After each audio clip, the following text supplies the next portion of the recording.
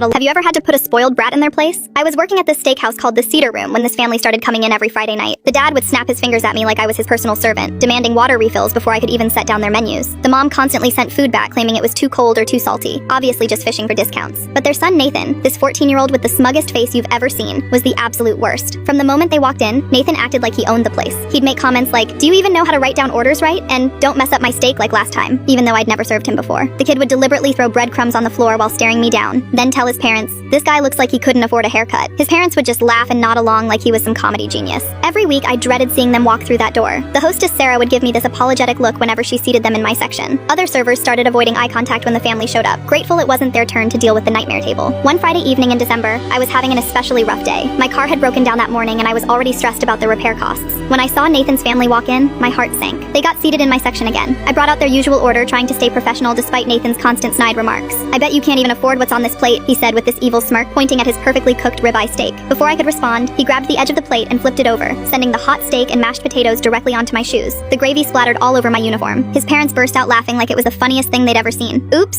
Nathan said with fake innocence. "Hurry up and bring me another one, and clean this mess up." The mom wiped tears from her eyes and added, "Make sure the new one isn't overcooked like that one probably was." Something inside me snapped, but I kept my face completely calm. I apologized politely and went straight to the kitchen. That's when I had an idea. I found our manager Rick and told him about the situation, but instead of complaining, I suggested something different. "What if we give them the premium treatment tonight?" I said. "Upgrade everything to the most expensive options, but don't mention the prices up front." Rick caught on immediately and grinned. When I returned to their table, I was all smiles. "I'm so sorry about the accident. Let me make this up to you with some complimentary upgrades." I started suggesting the finest cuts of meat, premium sides, top shelf cocktails, and our most expensive appetizers. The family ate it up, literally. Nathan ordered the biggest lobster tail we had, extra truffle oil on everything, and 3 different desserts. By the end of the night, they had racked up a bill of $347 instead of their usual $80 tab. Every sauce, every side dish, every drink refill was charged separately at premium prices. When I presented the check,